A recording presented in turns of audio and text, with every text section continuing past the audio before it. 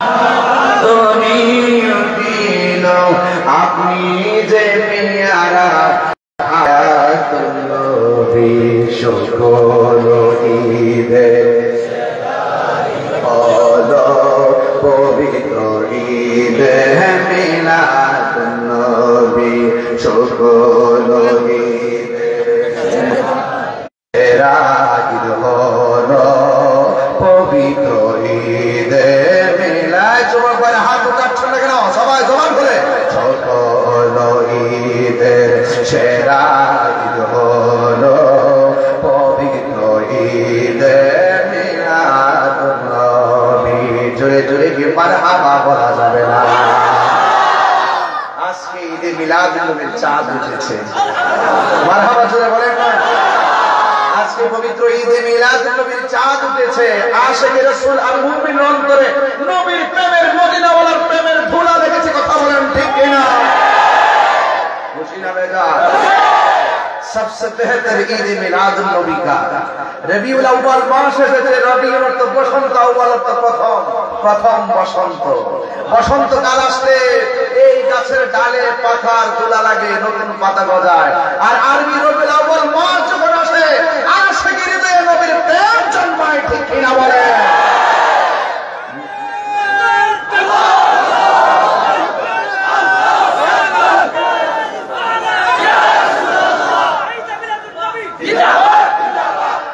সকলে বলি আলহামদুলিল্লাহ।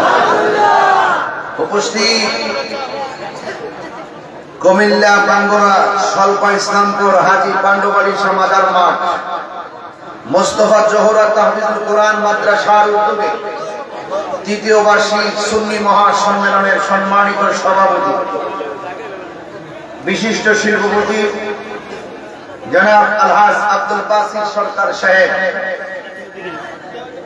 প্রধান অতিথি বিশিষ্ট দানবীর শিল্পপতি আমার অত্যন্ত প্রিয়তম ব্যক্তিত্ব আলহাজ মোহাম্মদ মুবারক হোসেন শাহীন সিকদার সাহেব, প্রধান আকর্ষণ জনাব সৈয়দ আমজাদ আলী তোশমিয়া সাহেব, আজকের মাহফিলে যিনি শুভ আগমন করে এই মাহফিলকে অলঙ্কৃত করেছেন বিশিষ্ট ইসলামী চিন্তাবিদ পীরজাদা শাহ আবু নসর মোহাম্মদ সাইফুর রহমান খন্দকার সাহেব এবং মঞ্চ ভূমিষ্ঠ আছেন জ্ঞানী গুণী অত্যন্ত অত্যন্ত শ্রদ্ধাভাজন ব্যক্তিবর্গ এবং বিশেষ করে সহ সভাপতি জনাব কামাল হোসেন শেখ, নাজিমউদ্দিন মোহাম্মদ, নাজিম মোহাম্মদ্দিন এবং প্রধান মেহমান জনাব হুমায়ুন কবির, জনাব মাহবুব হাসান মারু শেখ, জনাব আলহাজ আব্দুল কুদ্দুস মিয়া শেখ এবং মোহাম্মদ নবী ভাগা শেখ, স্বপন মিয়া শেখ সহ আজকের এই প্রোগ্রামটি সুন্দর করে প্রাণবন্ত করার জন্য যারা আমাকে ইনভাইট করেছেন, মুফতি মোহাম্মদ মুজাম্মিল হোসেন বারী শেখ, মাওলানা মুস্তাফিজুর রহমান শেখ, মাওলানা হাফেজ শরীফ ইসলাম তানি শেখ, মাওলানা বিল্লাল হোসেন শেখ সহ এবং আজকের পরিচালনায় সচিব মিয়া সহ ওয়া মুবাল্লিগিন উলামায়ে কেরাম আরো অনেকের নাম আছে। আমি সার্বিক তত্ত্বাবধানে জনাব মোহাম্মদ আবু হানিফ মেম্বার সাহেব, প্রতিষ্ঠাতা প্রিন্সিপাল মুফতি ফখরুল ইসলাম আল হাবিবি সাহেব সহ ওয়া মুবাল্লিগিন উলামায়ে কেরাম, এই বাঙ্গুরার মানুষ, এই হাজার হাজার মানুষ, প্যান্ডেলে জায়গা হচ্ছে না, অনেক বিশাল বড় মাঠ, মানুষ আশিকে রাসূলের সাইরাও, এই বৈরী আবহাওয়ার মাঝেও আল্লাহ পাক রব্বুল আলামিন আমাদের সকলকে এই মাহফিলে আসার বসার কথা শোনা এবং বলার তৌফিক দিচ্ছেন। শুকরিয়া তান সকলে কণ্ঠটাকে উঁচু করে দিয়ে পড়ুন আলহামদুলিল্লাহ। লাখ কোটি দরুদ ও সালাম ওই নবীর নূরানি কদম মুবারকে যিনি হায়াতুন নবী, নূর নবী, গায়বের খবর দেন ওয়ালা হুজুরপুর নূর সাল্লাল্লাহু আলাইহি ওয়াসাল্লামের উম্মত হিসাবে আল্লাহ পাক আমাদের সকলকে কবুল করেছেন। এই জন্য শুকরিয়া তান আবার করি আলহামদুলিল্লাহ। আপনারা জানেন মোস্তফা জোহরা তাহফিজুল কোরআন মাদ্রাসাটি 2021 সালে প্রতিষ্ঠিত, 2024 চলছে। এই 2-3 বছরের ভিতরে এই মাদ্রাসাটি অত্যন্ত সুখ্যাতি অর্জন করেছে। আমি আশা করি এবং দোয়া করি এই মাদ্রাসার মাধ্যমে এই এলাকার ঘরে ঘরে কোরআনের প্রেম, কোরআনের আলোয় আলোকিত হোক। আমিন। এই মাদ্রাসাটা আপনাদের সবার মাদ্রাসা। আপনাদের সন্তান, আপনাদের নাতি, আপনাদের ছোট ভাই, যার যে সন্তান আছে এদেরকে মাদ্রাসায় দেওয়ার দরকার আছে না নাই? আর বড় করে বলুন, আছে না নাই? আমি আপনাদের কাছে বিনীত অনুরোধ করব, আমি ওয়াজের শুরুতে একটা অনুরোধ করবো, মাদ্রাসার কর্তৃপক্ষকে বলবো, এই মাদ্রাসায় সবাইকে অংশগ্রহণ করাবেন। যে যতটুকু পারে তারা আজকে অংশগ্রহণ করে যাবে। এই মাদ্রাসাটি উপকৃত হবে, মাদ্রাসার ছাত্ররা উপকৃত হবে। আপনাদের কাছে একটা ব্যাগ নিয়ে আসবে, কিছু ব্যাগ নিয়ে আসবে, আপনারা পকেটে হাত দিয়ে যে যা পারেন তা দিয়ে দিবেন। আমি আর কথা বলবো না, শুধুমাত্র পকেটে হাত দিয়ে রেডি রাখেন, আমার ছেলেগুলো যাবে, আপনারা দিয়ে দিবেন, এটাই যেন মাথায় থাকে। যাই হোক, নিয়ে আসেন, একটা হাত যেন বাদ না যায়, আমি হাত ধরে দেখাবো ইনশাআল্লাহ। 1 টাকা হলো দিয়ে যাবেন। এখানে যে লোক এসেছেন মাত্র 100 করে টাকা দিলে 5 লক্ষ টাকা হওয়ার কথা। কথা বলেন ঠিক না বেশি? কৃপণতা করবেন না, টাকা কবরে নিয়ে যাবেন না। যা দান করবেন আস-সাখিউ হাবিবুল্লাহ, দানশীল ব্যক্তি আল্লাহর বন্ধু। আর এছাড়া এই কোরআনের প্রতি মহব্বত রাখলে লাভ আছে না নাই? কোরআন যেখানে শান্তি সেখানে। ভাইরা আমার, আমি আপনাদের সামনে যতটুকু কথা বলবো অত্যন্ত আপনার আমার হেদায়েতের লক্ষ্যে, ইহকাল পরকালে সর্বাঙ্গীন মঙ্গলের নেপথ্যে আমি কিছু কথা বলছি। আল্লাহ পাক যেন সর্বপ্রথম আমাকে আমল করার তৌফিক দান করে এবং আমাদের সবাইকে আমল করার তৌফিক দান করে, বলুন আমিন। আপনারা জানেন যে এই মাসটি আজকে চাঁদ উঠেছে, এই মাসের নাম রবিউল, কথা বলে না, রবিউল আউয়াল। আমার নবীর শুভ আগমনের মাস, নবীর শুভ আগমনের মাস। গোটা মাসটি জুড়ে আমরা নবী পাক সাল্লাল্লাহু আলাইহি ওয়াসাল্লামের মহব্বতে সিক্ত হই। কথা বলেন ঠিক কিনা? আল্লাহর পক্ষ থেকে আল্লাহর হাবিব এই দুনিয়ার ধরাধামে তাশরীফ এনেছেন এবং আল্লাহর পক্ষ থেকে রাসূল আমাদের সকলের হেদায়েতের জন্য যে কোরআন নিয়ে এসেছেন, সেই কোরআনকে আমরা হৃদয়ে ধারণ করতে হবে। এই কোরআনের ভিতরে হালাল এবং হারাম, ভালো এবং মন্দ সব উল্লেখ করা আছে। আপনাকে ভালোটাই গ্রহণ করতে হবে, হারামটা থেকে আপনাকে বেঁচে থাকতে হবে। তাইলেই আমার নবীর শুভ আগমন এবং নবীর মহব্বতের আলোচনা শোনাটা সার্থক হবে। আমরা আহলুস সুন্নাত ওয়াল জামাত যারা, তারা মিলাদুন নবীও মানি, সিরাতুন নবীও মানি। কোন সন্দেহ আছে? কোন সন্দেহ আছে? ভাইরা আমার, মিলাদ ছিল বলেই তো সিরাত পেয়েছি। কথা বলেন ঠিক না? এই জন্য যারা বলে নবীর মিলাদ নাই, আমি বলি তাদের ঈমান নাই। যারা বলে নবীর মিলাদ নাই, আমি বলি তাদের কি নাই? ঈমান নাই। একমাত্র মিলাদ নাই আল্লাহ। মিলাদ নাই কার? আল্লাহ। আল্লাহ মিলাদ নাই। আল্লাহ ছিলেন, আল্লাহ আছেন, আল্লাহ থাকবেন। কথা কি বোঝাতে পেরেছি? আমার নবীজির মিলাদ মানে হলো নবী পাকের শুভ আগমন। মা আমিনার মাস থেকে আল্লাহর হাবিব দুনিয়াতে তাশরীফ এনেছেন। এইজন্য আল্লাহ হলেন খালেক, আমার নবী হলো মাখলুক। আল্লাহ হলেন স্রষ্টা, নবী হলো সৃষ্টি। যদি বলুন না সুবহানাল্লাহ। আল্লাহর মিলাদ নাই, দলিল লাগবে না। দলিলটা হলো কুল হুয়াল্লাহু আহাদ আল্লাহুস সামাদ লাম ইয়ালিদ ওয়া লাম ইউলাদ। তিনি কাউকে জন্ম দেয় নাই, তিনি কাহারও ঘরে জন্মগ্রহণ করে নাই। এই জন্য আল্লাহর মিলাদ নাই। এবং যে ব্যক্তি বলবেন নবীর মিলাদ নাই, সেই ব্যক্তি আল্লাহর সঙ্গে শরীক করলো। যদি কেউ বলে নবীর মিলাদ নাই, তাহলে সেই লোকটা মুশরিক। কথা বলেন ঠিক কিনা বলেন? এই জন্য নবীর মিলাদ মানে হলো নবীর শুভাগমন। আমার নবী মামানের মাস থেকে এই দুনিয়ার মধ্যে তাশরীফ এনেছেন। এই জন্য আল্লাহর হাবিবের মিলাদ আছে, আল্লাহর হাবিবের মিলাদ আছে। এই জন্য আল্লাহর হাবিবের শুরু আছে, কিন্তু আল্লাহ শুরু নাই। লাম ইয়ালিদ ওয়া লাম ইউলাদ ওয়া লাম ইয়াকুল লাহু কুফুয়ান আহাদ। আল্লাহর সমকক্ষ কে নেই। আমি পাগড়িটা কিনেছি, দোকানের মুখাপেক্ষি হয়েছি। পাঞ্জাবিটা বানিয়েছি, টেইলারের মুখাপেক্ষি হয়েছি। মাইকটা এনেছি, মাইকওয়ালার মুখাপেক্ষি হয়েছি। এবং প্যান্ডেলটা লাগিয়েছি, প্যান্ডেলের মুখাপেক্ষি হয়েছি। আমরা কোনো কিছু প্রয়োজন হলে, চাউলের প্রয়োজন হলে মুদিমালে যাই, ডাউলের প্রয়োজন হলে মুদিমালের কাছে মুখাপেক্ষি হয়। আমি আপনি মুহতাজ, আমি আপনি হাত পাতি, কিন্তু আল্লাহ পাক কোনো মুখাপেক্ষি নয়। Allah is our almighty and creator. তিনি স্রষ্টা, তিনি সর্বশক্তিমান, তিনি সৃষ্টিকর্তা, তিনি সবকিছু দেয়, সবকিছুর মালিক, তিনি রহমাতুল লিল তিনি রব্বুল তিনি হলেন রব্বুল আলামিন, আর আমার নবী হলো রহমাতুল লিল। বাস পরিষ্কার, আল্লাহ হলো রব্বুল আলামিন আর নবী হলো রহমাতুল লিল। বাস পরিষ্কার কথা। তাইলে যারা বলবে নবীর মিলাদ নাই তাদের ঈমান, যারা বলে নবীর মিলাদ নাই তারা মুশরিক। তারা কি মুশরিক? তারা আল্লাহর জাত এবং সিফাতের সঙ্গে নবীকে তুলনা করেছে। একমাত্র আল্লাহর মিলাদ নাই। কথা বলেন ঠিক কিনা বলেন? এবার আসুন আর একটু সামনে বাড়ি। আল্লাহু লা ইলাহা ইল্লা হুয়াল হাইয়ুল কাইয়্যুম লা তাখুযুহু সিনাতুন ওয়া লা নাওম। আল্লাহর তন্দ্রা নাই, আল্লাহর নিদ্রা নাই। নবীর তন্দ্রা আছে, নবীর নিদ্রা আছে। কথা বলেন ঠিক কিনা? এই জন্য আল্লাহর সঙ্গে কোনো তুলনা নেই। এই জন্য আল্লাহ পাক রব্বুল আলামিনের ব্যাপারে আল্লাহ নিজেই বলছেন, হ্যাঁ নিজে কি বলেছেন? ইন্নাল্লাহা আলা কুল্লি শাইইন কাদির। আল্লাহ সবকিছুতে সর্বশক্তিমান। এই জন্য যুবক ভাইয়ের আমার আগে রবকে চিনতে হবে। রব কেন আমাকে পাঠিয়েছেন? টেন্ডারবাজি করার জন্য পাঠাই নাই, রাহাজানি করার জন্য পাঠাই নাই, বোমাবাজি করার জন্য পাঠাই নাই, সন্ত্রাসী করার জন্য পাঠাই নাই, এবং হক মেরে খাওয়ার জন্য পাঠাই নাই, সুদ খাওয়ার জন্য পাঠাই নাই, এবং মানুষের বিরুদ্ধে গীবত করতে পাঠাই নাই, এবং দুর্নীতি করতে পাঠাই নাই। আল্লাহ রাব্বুল আলামিন কেন পাঠিয়েছেন? আল্লাহ কোরআনে বলছেন, ওয়ামা খালাকতুল জিন্না ওয়াল ইনসা ইল্লা লিয়াবুদুন আই লিয়ারিফুন। আল্লাহ বলছেন আমি মানুষকে সৃষ্টি করেছি একমাত্র আমি আল্লাহর গোলামি করার জন্য।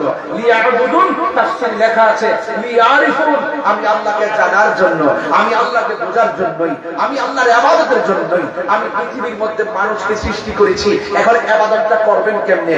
আফদালুল ইবাদাতুস সালাত, সর্বোত্তম ইবাদত হলো নামাজ। এই নামাজটা পড়বেন কেমনে?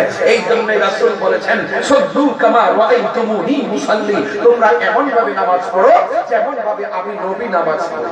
সুবহানাল্লাহ। বলে আল্লাহ মানা নবী মানা নয়, আল্লাহ মানা নবী মানা নয়, নবী মানলেই আল্লাহ মানা হয়। কথা বলেন ঠিক না? আল্লাহ যে একজন আছে, হিন্দু জানে কি জানে না? আল্লাহ যে একজন আছে, খ্রিস্টান জানে কি জানে না?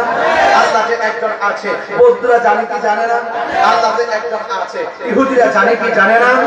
এরপর তারা মুমিন নয়, একমাত্র কারণ একটাই, তারা আল্লাহকে জানে, চিনে, বুঝে, কিন্তু নবীকে জানে কিন্তু মানে না। এই জন্য জানার নাম ঈমান না, মানার নাম হলো ঈমান। কথা বলেন ঠিক না বেঠে? এই জন্য শুধুমাত্র দুনিয়াতে এসেছি খাওয়া দাওয়া ফুর্তি করার নামই জিন্দেগি নয়। বুঝতে হবে এই পৃথিবীর পরে আরেকটা জায়গা আছে, যে জায়গার মধ্যে আর কোনো শেষ নাই। এটার নাম আখিরাত। জান্নাতি হলে জান্নাতি, জাহান্নামী হলে জাহান্নামী।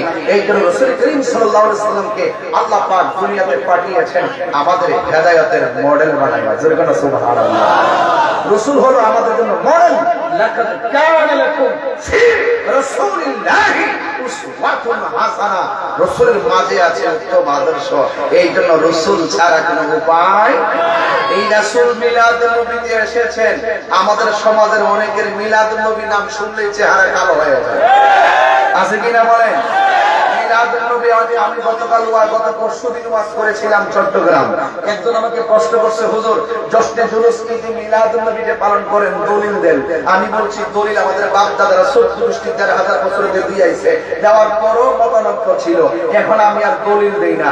আমি বলি কি মিলাদুন নবী, নবীর শুভ আগমন হয়েছে, নবীর শুভ আগমনে আনন্দ রেলি করা, জুলুস করা, মিছিল করা, নাতে রাসূল কইরা কইরা রাস্তা দিয়ে হাইটা রেলি কইরা পতাকা উড়ায়া উড়ায়া, এইগুলা করতে গেলে দলিলের আর প্রয়োজন নাই। এইগুলা মহব্বতের দরকার। কথা বলে কিসের দরকার? এরপর আমি কিছু দলিল দিয়ে যাব, নাইলে বলবেন যে তাহিরি চাপাবাজি করে গেছে। তাহিরি চাপাবাজির ক্লিয়ার না, এটা ক্লিয়ার কথা। আল্লাহ পাক কোরআনের মধ্যে বলেছেন কুল বিফাদলিল্লাহি ওয়া বিরহমাতিহি। এটা কোরআনের মাদ্রাসা তো, এইজন্য আমি কোরআনটা দিয়ে শুরু করব ইনশাআল্লাহ। কুল বিফাদলিল্লাহি ওয়া বিরহমাতিহি ফাবিযালিকা ফালইফরাহু হুয়া খায়রুম মিম্মা ইয়াজমাউন। আল্লাহ বলেন ও বন্ধু, জাস্ট ইউ সে, আপনি বলে দেন বিফাদলিল্লাহ, আপনার উম্মত কিয়ামত পর্যন্ত আমি আল্লাহর পক্ষ থেকে যেই নিয়ামত পাবে, যেই ফজল পাবে, যেই দয়া পাবে, যেই অনুগ্রহ পাবে, হ্যাঁ, তারা যেন ফালিয়াফরাহু, তারা যেন আনন্দ করে। রাইসুল মুফাসসিরিন আব্দুল্লাহ ইবনে আব্বাস রাদিয়াল্লাহু আনহু অনেক হার্ড ওয়াজ, ইয়াং জেনারেশনটাও এত সহজে বুঝবেন না, এরপরে বাংলা সহজ ভাষায় বলতেছি। আল্লাহ বলছেন, আমি আল্লাহর পক্ষ থেকে যদি আপনার উম্মতে ফজল পাই, ফজল, ফজলের বাংলা হলো দয়া, ফজলের বাংলা হলো অনুগ্রহ, আমি আল্লাহর পক্ষ থেকে যদি অনুগ্রহ পাই। এখন রাইসুল মুফাসসিরিন আব্দুল্লাহ ইবনে আব্বাস রাদিয়াল্লাহু তাআলা আনহু বলেন, এখানে ফজল মানে হলো দুইটা জিনিস, এক নম্বর হলো কোরআন, দুই নম্বর হলো ইসলাম। জোরে বলেন সুবহানাল্লাহ। এক নম্বরে কি কোরআন, এক নম্বরে কি, তাইলে ওয়াজ কিন্তু মাদ্রাসায় ঢুকতেছে ইনশাআল্লাহ। এখান থেকে পোলা পারে মুর্দা কোলা চিন্তা মানে ঘরটারে কোরআন দিয়ে আলোকিত করে দেন, দেখবেন ঘুমানোর সময়ও জবান দিয়ে আল্লাহর জিকির জারি থাকবে। সুবহানাল্লাহ। তাইলে এক নম্বর কি, আল্লাহর দয়ার মধ্যে একটা দয়া হলো কোরআন, এরপরে আরেকটা দয়া হলো ইসলাম। আরেকটা তাফসীরের মধ্যে এসেছে এখানে ফজল মানে হলো ইলম। ফজল মানে কি, ইলম। কারণ ইলমের দ্বারা একটু মানুষ হক বাতিল পার্থক্য নির্ণয় করবে, এইজন্য এখানে ফজল মানে আল্লাহর দয়ার মধ্যে আরেকটা দয়া হলো ইলম। ইলম দুই প্রকার, ইলমে যাহির, ইলমে বাতিন। বালাগাত মানতিকের কায়দায় ইলম দুই প্রকার, ইলমুত তাসাব্বুর, ইলমুত তাসদিক। আরেক জায়গায় আছে ইলমের আরেকটি প্রকার, ইলমুল বালাগাত, ইলমুল ফাসাহাত, ইলমুল বায়ান, এবং আরেকটা তরিকতের ভাষায় আপনারা সব জানেন, ইলমে শরীয়ত, ইলমে তরিকত, ইলমে হাকিকত, ইলমে মারিফত। এই হলো নিয়ামত ইলম। এই ইলমগুলো যার সিনার মধ্যে থাকবে, এই মানুষটার মুখ দিয়ে জীবনে সুদের টাকা ঢোকাবে না। কথা বলেন ঠিক না বেঠিক? তাহলে এই জন্য আপনাকে ইলম জানতে হবে, নলেজ ইজ পাওয়ার। আপনাকে নলেজ অর্জন করতে হবে। এই নলেজ অনেক প্রকার আছে। আপনি যদি সত্যি করতে আল্লাহ এবং রাসূলের মহব্বতের প্রেমের নলেজ যদি হৃদয়ে গ্রাস করতে চান, তাহলে আপনাকে আল্লাহ ওয়ালাদের কাছে যেতে হবে, ইলম ওয়ালাদের কাছে যেতে হবে। আবার ইবলিস মার্কে ইলম ওয়ালা না। আমি কি বুঝাতে পারছি? হ্যাঁ, সেটি যে চুক্তি দিয়েছিল, আমি এত বড় বিশ্বাস, হ্যাঁ, আমি কি লেগে বাবা আল্লাহ বলছে, ওয়া কানা মিনাল কাফিরিন। যারা সত্যিকার অর্থে যারা ইলম ধারণ করে, নবীর মহব্বতের ইলম, এদের কাছে গেলে দেখবেন আপনি সহজে আল্লাহ রাসূলকে চিনতে পারবেন। এবার আসেন, একটা হলো কোরআন আর একটা হলো ইসলাম। এই আমার বাংলার মানুষ জবানটা খুলে কোন, আমরা যে ইসলাম পাইছি খুশি না বেজার? এখন যদি বলে ইসলাম পাই আমি খুশি না, এটা কি ইমানদার না বেঈমান? তাইলে রাসূল আল্লাহ বলছেন বিফাদলিল্লাহ, আমি আল্লাহর পক্ষ থেকে তারা যদি ফজল পায়। আর নবীর সাহাবী এই ফজলের ব্যাখ্যা করছেন, ফজল মানে ইসলাম। এখন মুল্লার কথা মানবেন না, সাহাবীর কথা মানবেন। আরে সাহাবায়ে কেরাম যে ঘোড়ার মধ্যে বসে, সেই ঘোড়ার পায়ের নিচে ঘোড়ার সমানও আব্দুল কাদের জিলানী নয়। ওই সাহাবী বলছেন, রাইসুল মুফাসসিরিন সাহাবী মুফাসসির যিনি বলছেন, এই ফজল মানে হলো কোরআন। এই কোরআনটা পাই আমরা খুশি না বেজার? যদি কেউ বলে কোরআন পাই আমরা খুশি না, সে কি মুমিন না বেঈমান? তাহলে কোরআন পাই আমরা খুশি এবং ইসলাম পাইও আমরা খুশি। কেন খুশি? কারণ আল্লাহ রাব্বুল আলামিন কোরআন কারীমের মধ্যে বলছেন, ইন্নাদ দীনা ইনদাল্লাহিল ইসলাম।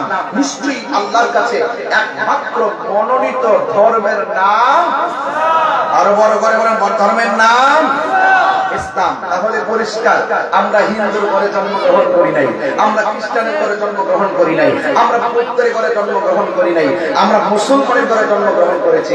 এই আনন্দ কি শুধুমাত্র একদিন না প্রতিদিন? এটার নাম হলো ঈদ। এই ঈদের দলিল খুঁজতে যায়া কোরআন হাদিস খোঁজার দরকার নাই। এই জন্য আল্লাহ বলছেন, তোমরা যদি আমি আল্লাহর পক্ষ থেকে ফজল পাও, তোমরা ঈদ পালন করো। সুবহানাল্লাহ বলবেন না? এই যে, এবং আরেকটা ফজল হলো কোরআন। আমরা তাওরাতের অনুসারী না, আমরা সবুরের অনুসারী না, আমরা ইনজিলের অনুসারী না, আমরা হলাম কোরআনের। কোরআন আমাদের একমাত্র ধর্মগ্রন্থ। The holy Quran is the constitution of human life. এই কোরআনটা হলো আপনার আমার জীবনের সংবিধান। এই কোরআনের মধ্যে আছে সকল সমস্যার সমাধান। এই কোরআনটা পাইয়া আমরা কি খুশি না বেজার? আচ্ছা, আমরা খুশি। এই জন্য এই কোরআনের মাদ্রাসা আপনারা দেখতে পারতেছেন কি মোস্তফা জোহরা তাহফিজুল কোরআন মাদ্রাসা, এই মাদ্রাসার ভিতরে কোরআন আছে না নাই? এই মনে করেন এই মাদ্রাসার বিরুদ্ধে যদি সবাই চলে যায়, সবাই যদি মনে করে ছাত্রের কাছ থেকে কোরআনটা কাইলা নিয়া ওই তিতাস নদীর মধ্যে ভাসাই দিব কিংবা মেঘনা নদীর মধ্যে ভাসাই দিব, আপনি কি মনে করেন বাঙ্গুরার কোরআন নিয়ে নদীর মধ্যে ভাসাই দিলে কোরআন ধ্বংস হয়ে যাবে? কেন যাবে না? আল্লাহ কোরআনে বলছেন, দেখেন কি বলছেন আল্লাহ বলছেন, ইন্না নাহনু নাযালনাল যিকরা ওয়া ইন্না লাহু লাহাফিজুন। আল্লাহ বলছেন নিশ্চয়ই আমি কোরআনকে নাযিল করেছি, এই কোরআনকে হেফাজতের দায়িত্ব আমি আল্লাহর হাতে রেখে দিয়েছি। আরে বাবা, এই কোরআন আপনি মসজিদ থেকে নিয়ে পানিতে ডুবাইতে পারেন, কিন্তু এই 30 পারা কোরআন যে একটা হাফেজের সিগার মধ্যে আল্লাহ ঢেলে দিয়েছেন, এটা আপনি চালাইবেন কিভাবে? কথা বলেন ঠিক না? আল্লাহ পাক কোরআনের পতাকা পথ করে এই জগতে উঠাবে। কথা বলেন ঠিক না বেঠে? এই জন্য এই গ্রন্থটা এমন একটা গ্রন্থ, আমি এই কথাগুলো সুর দিয়া বললে 55 মিনিট লাগবে। এরপর আমি কথা বলে বলে করতেছি, যেহেতু আমি ওয়াজ মাহফিলের টাইম নিয়ে কোনো ধরনের চালাকি করি না। আমার কথা হলো মেসেজ দিতে হবে জাতিকে, জাতিকে জানাইতে হবে কেন আমরা কোরআন থেকে দূরে থাকবো। কোরআন তো এমন একটা গ্রন্থ যে এই তেলাওয়াতের একটা অক্ষর যদি কেউ তেলাওয়াত করে তার আমলনামায় 10টা নেকি হয়ে যায়। এই কোরআন পড়লে কি লস আছে? এবং আপনি কিভাবে চলবেন, আপনার গাইড এই কোরআন থেকে আপনি পাবেন, অথচ আপনি কোরআনের বাইরে গিয়ে আপনার কোনো অস্তিত্ব নাই।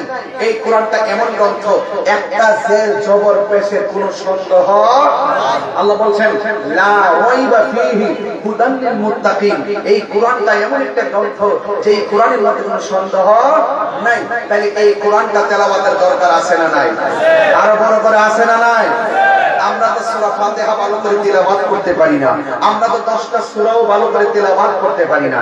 বয়স হয়ে গেছে 55, এখনো পর্যন্ত নামাজ যে পড়তেছেন আপনি নিজে বুকে হাত দিয়ে করেন কয়টা সূরা শুদ্ধ করে পড়ছেন?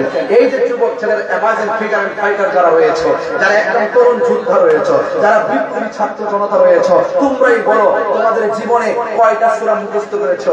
কিভাবে নামাজটা তেলাওয়াত নামাজটা পড়তেছো? আপনি কি জানেন না যে মৃত্যুর আগ পর্যন্ত আপনাকে নামাজ পড়তে হবে, আর ওই নামাজের সাথে কোরআনের সম্পর্ক রয়েছে। আপনি যদি সেই কোরআনটাই পড়তে না পারেন, আপনার মতন হতভাগা আর পৃথিবীর কেউ নাই।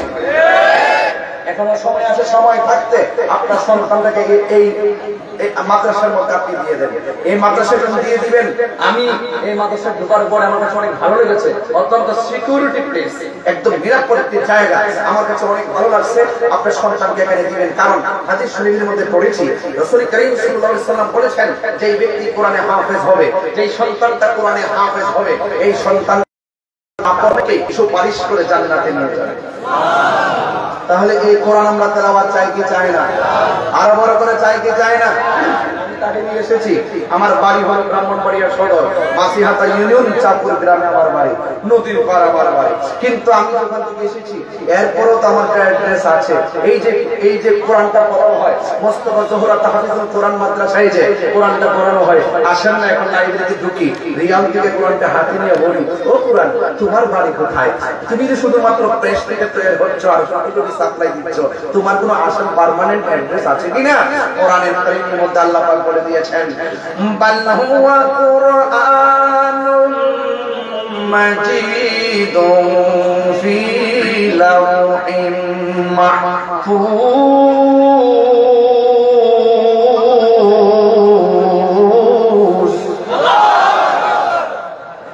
কোরআন বলছেন আমার বাড়ি হলো লাওহে মাহফুজে। তার মানে এর দ্বারা প্রমাণ হয়ে গেল যে এই কোরআনটা হলো ফটোকপি। এই কোরআনটা কি ফটোকপি? এই জন্য আল্লাহ কোরআনের মধ্যে হাযাল কিতাবুল লা রাইবা ফীহি বলে নাই, বলছে যালিকাল কিতাবুল লা রাইবা ফীহি। এই কোরআনটা ওই কিতাব, এই কোরআনটা বাংলার যে কোরআনটা এটা ওই কিতাব। এখানে হাযা বলে নাই, দিস শব্দ ব্যবহার না করে দ্যাট ব্যবহার করেছেন। যালিকাল কিতাবুল লা রাইবা ফীহি, এই কিতাবটা ওই কিতাব। তার মানে হলো এই কিতাবটা হলো ফটোকপি, আসল কিতাব হলো লাওহে মাহফুজে। ওখানে কিতাবটা অঙ্কিত, ওখানে কিতাবটা মুহরাঙ্কিত, ওখানে কিতাবটা সংযোজিত, ওখানে কিতাবটা সংরক্ষিত। পৃথিবীর সবগুলি কোরআনকে নদীর মধ্যে ভাসিয়ে দেয়। কোরআনের আত্মা ছেড়ে সবার দেশকে পরিবর্তন করতে পারবে না, পারবে না, পারবে না।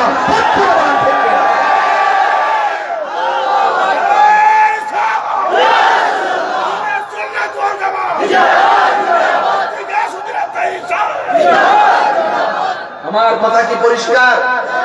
তাই জন্য বিরুদ্ধবাদী যারা তারা চলে যাবে, কোরআন থেকে যাবে। ফেরাউন চলে গেছে, ঠিক কিনা?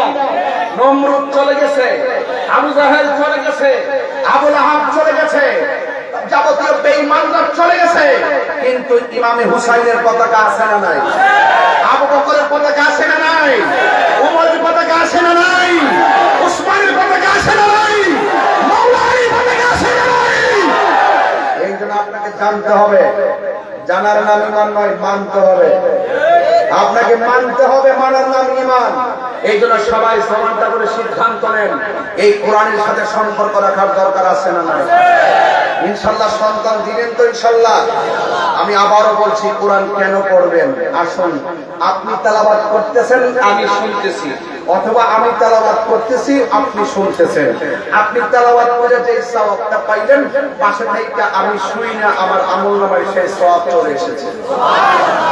আরেকটা কথা বলি, কোরআন কারীমের পাওয়ার দেখেন। যেই ব্যক্তি দুনিয়ার মধ্যে কোরআন তেলাওয়াত করবে, বিশেষ করে রমাদান মুবারকে যারা, রমাদান মুবারকে যারা এই তেলাওয়াতটা বেশি বেশি করবে, এই কোরআনটা জাহান্নামের গেটে দাঁড়িয়ে যাবে। সুবহানাল্লাহ কালকে বলেন। অশান্তি লাগতেছে? আমি সূর্যের এগুলো এখন হয়ে যাবে, বুঝাইতে পারতেছি? মাথায় ঢোকানোর জন্য বলতেছি, কিছু চেতনা কিছু ঘটনা। এই কোরআনটা জাহান্নামের গেটে দাঁড়িয়ে যাবে। কোরআন দেখতেছে তার আমলনামা ভারী হয়ে গেছে, এমন আমলনামা হয়ে গেছে সে জাহান্নামে। এই কোরআনটা জাহান্নামের গেটে এইভাবে দাঁড়াবে। আরেক হাদিসে পড়লাম, পুলসিরাতে দাঁড়ায় থাকবে। সুবহানাল্লাহ বলবেন না? দাঁড়ানোর পরে কোরআনটা আল্লাহকে ডাক দিয়ে বলবে, আল্লাহ, সে আরামের গুম হারাম করে আমাকে তেলাওয়াত করেছে, আমি জানি তার আমলনামা ভারী হয়ে গেছে, আমি জানি সে জাহান্নামী হয়ে গেছে, কিন্তু তোমার কোরআনটাকে সে এমন মহব্বতে তেলাওয়াত করেছে, আমি কোরআনের সুপারিশটা এই তেলাওয়াতকারীর জন্য তুমি কবুল করে নাও। আল্লাহর হাবিব বলেন, হাসরের ময়দান যেদিন কায়েম হবে, ওই কঠিন মুসিবতের সময় কোরআনটা দাঁড়ায় আল্লাহকে ডাক দিয়ে বলবে, আল্লাহ, এই কোরআনকে আমি কোরআনকে এমন ভাবে তেলাওয়াত করেছে, আজকের এই বিদেশে কামে প্রাণ ধরে আমি তেলাওয়াতকারীর জন্য তোমার কাছে সুপারিশ করি, আল্লাহ মেহেরবানি করে আমার সুপারিশ তেলাওয়াতকারীর জন্য কবুল করে নাও। আল্লাহর হাবিব সাল্লাল্লাহু তাআলা আলাইহি ওয়াসাল্লাম বলেন, হাসরের ময়দানে এই তেলাওয়াতকারীর সুপারিশ, এই কোরআনের সুপারিশে আমার আল্লাহ তেলাওয়াতকারীর ডান হাতে জান্নাতের টিকিট দিয়ে দিবে। শুধুমাত্র তাই নয়, আল্লাহর হাবিব সাল্লাল্লাহু তাআলা আলাইহি ওয়াসাল্লাম বলেন, মানুষ যখন কবরের ভিতরে চলে যাবে, দুনিয়ার কোনো কৃত্রিম লাইট লাগানো যাবে না, কারেন্টের লাইট লাগালে কোনো কাজে আসবে না, সূর্যের আলো সেখানে ঢুকবে না, চাঁদের কিরণ সেখানে ঢুকবে না। মানুষ যখন কবরের মধ্যে চলে যাবে, ওই কঠিন মুসিবতে এমন অন্ধকার অন্ধকার কবরে চলে যাওয়ার পরে ওই বান্দাটা তখন ডান পাশে একটু তাকাবে, তাকায়া দেখবে সুন্দর করে একটা নূরের ভিতরে আলো দিতেছে। ওই মুহূর্তে বান্দা ডাক দিয়ে বলবে, এ আলো, আমার ডানে মাটি, বামে মাটি, সামনে মাটি, পিছনে মাটি, তুমি কোথায় থেকে আমার কবরে তুমি আলো দিতেছো? ওই মুহূর্তে আলোটা ডাক দিয়ে বলবে, আমার তোমরা চিনো না, আমি হইলাম তোমার দুনিয়ার নেক আমল। আর জোরে জোরে কন্যা সুবহানাল্লাহ। ইল্লাল্লাযীনা আমানু ওয়া আমিলুস সালিহাতি ওয়া তাওয়াসাউ বিল হাক্কি ওয়া তাওয়াসাউ বিস সবর। জোরে জোরে যে সুবহানাল্লাহ বলা যাবে না? আরেক জায়গায় আমার আল্লাহ রাব্বুল আলামিন বলেন, ওয়া বাশশিরিল্লাযীনা আমানু ওয়া আমিলুস সালিহাতি আন্না লাহুম জান্নাতিন তাজরি মিন তাহতিহাল আনহার। জান্নাতের শুভ সংবাদ ওই সমস্ত বান্দাদের জন্য যারা দুনিয়ার মধ্যে ঈমানটা তাজা রেখেছে, নেক আমল করেছে। এই নেক আমলগুলো কবরের ভিতরে তারে আলো দিয়ে অন্ধকার দূর করে দিবি। ওই মানুষটা কবরের ভিতরে ডান পাশে একটু তাকাবেন, তাকায় দেখবে আরো সুন্দর করে একটা বাতি জ্বলতেছে। এবার জিজ্ঞেস করবে তুমি কে? কই আমার তুমি চিনো না, আমি এই দুনিয়ার কেউ না, আমি হইলাম এই দুনিয়া তোমার কোরআন তেলাওয়াত। এই জন্য যুবক ভাইরা আমার, কোরআনটা অন্ধকার কবরে আলো দিবে, এই কোরআনটা জাহান্নামের গেটে তোমার জন্য দাঁড়ায়া যাবে। এই জন্য কোরআনের বাড়ি হলো লাফে মাহফুজে। আমার যুবক ভাইরা, কোরআনের যে জায়গাগুলো সবচাইতে সহজ লাগে সেই জায়গাগুলো বেশি বেশি করে তেলাওয়াত করবেন, কারণ কোরআন ছাড়া আপনি জীবনকে সুন্দর করে সাজাইতে পারবেন না। এই আমার যুবক ভাইরা, রাতের বেলা মোবাইল টিপতে টিপতে ঘুমাইয়া যাও, আজকে থেকে ওয়াদা করো ঘুমাবো, কিন্তু রাতের বেলা, প্রত্যেকটা রাতের বেলা ইউটিউবের ভিতরে সূরা ইয়াসিন সার্চ দিয়ে ঘুমায়, শুনতে শুনতে ঘুমাইয়া যাব। প্রতিটা রাতের মধ্যে কোরআন তেলাওয়াতগুলো শুনবেন, সূরা ফাতিহা লিখে চার্জ দিবেন।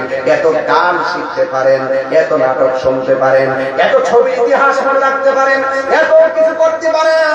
আমার দৃঢ় বিশ্বাস, যদি কোনো ছেলেগুলো একমাত্র একটা মাস যদি চর্চা করে, বারবার যদি তারা ঘরের ভিতরে কোরআনটা চার্জ দিয়া যদি তারা সূরা ফাতিহাটা বারবার শুনে, মসজিদের ইমামের চাইতেও তার তেলাওয়াত শোনার কারণে অনেক বেশি ভালো করে সে শিখতে পারবে। কথা বলেন ঠিক কিনা? এখানে বারবার কানায় কানায় শোনার সুবিধা আছে। এখন আমার কথাগুলো বেশি ভালো লাগবে না, কারণ কোরআন তেলাওয়াত ছাড়া তোমার কোনো উপায় নাই। এই জন্য ইসলাম মুফাসসিরিন আব্দুল্লাহ ইবনে আব্বাস রাদিয়াল্লাহু তাআলা আনহু বলেন, আল্লাহর পক্ষ থেকে তোমরা যখন ফজল পাবে তোমরা আনন্দ করবে। এরপরে ফজল মানে হলো কোরআন, এরপরে তোমার আমার ধর্মের নাম হলো ইসলাম। কথা কোন ঠিক কিনা? ইসলাম ধর্ম গ্রহণ করেছে তাকে মুসলমান বলা হয়।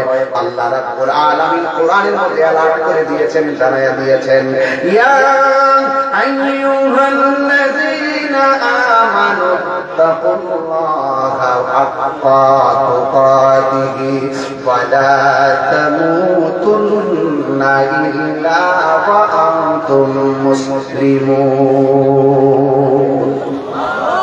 আল্লাহ রাব্বুল আলামিন বলেন, তোমরা আল্লাহকে ভয় করো এবং মুসলমান না হইয়া মরিও না।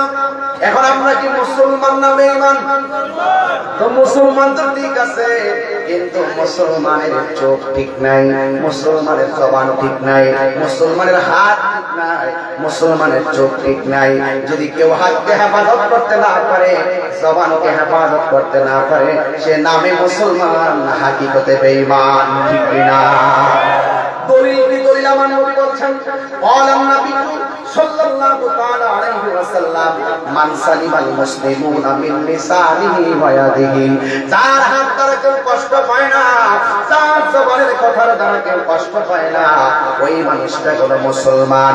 এই জন্য আমরা শুধু নামে মুসলমান হলে চলবে না, আমরা কাজে মুসলমান হওয়া লাগবে। কথা বলুন ঠিক কিনা? এই জন্য আমার যুবক ভাইরা, আমাদের ধর্মের নাম কি?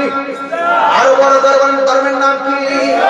কোরআনের সুর মাঝে শুনেছি যে নাম, বলবো?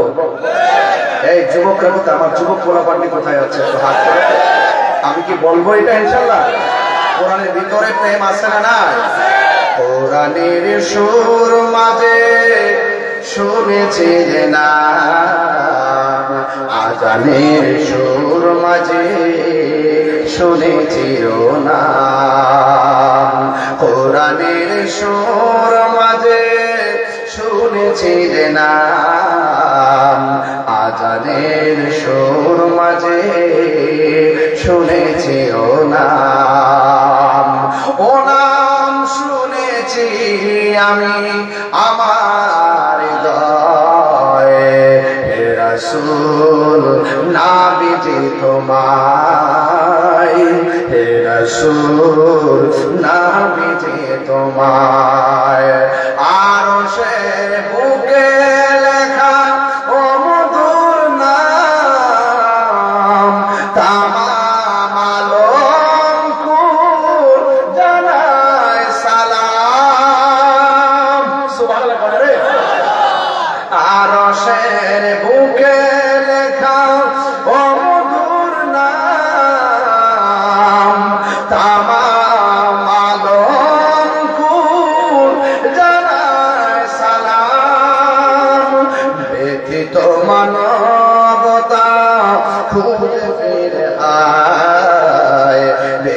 তো মানবতা খুঁজে ফির হায় রসুল নামে যে তোমায় রসুল নামে যে তোমায় আমি কোরআনের সুর মাঝে শুনেছি যে নাম আজানের সুর মাঝে শুনেছি ও নাম আশহাদু আন্না মুহাম্মাদান রাসূলুল্লাহ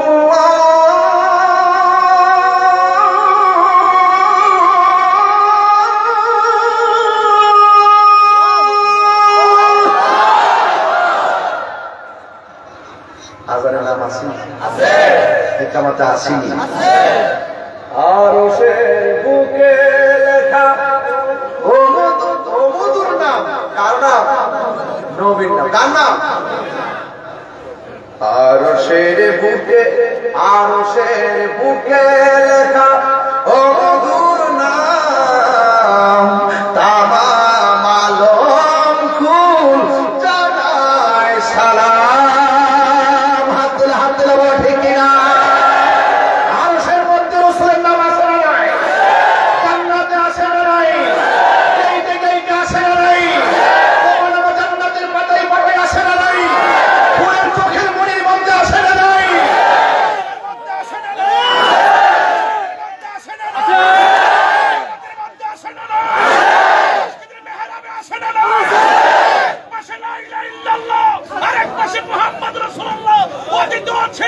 সৃষ্টির ষোলতা ছিল এখনো আছে কিয়ামত পর্যন্ত থাকবে হাত তুলে বলুন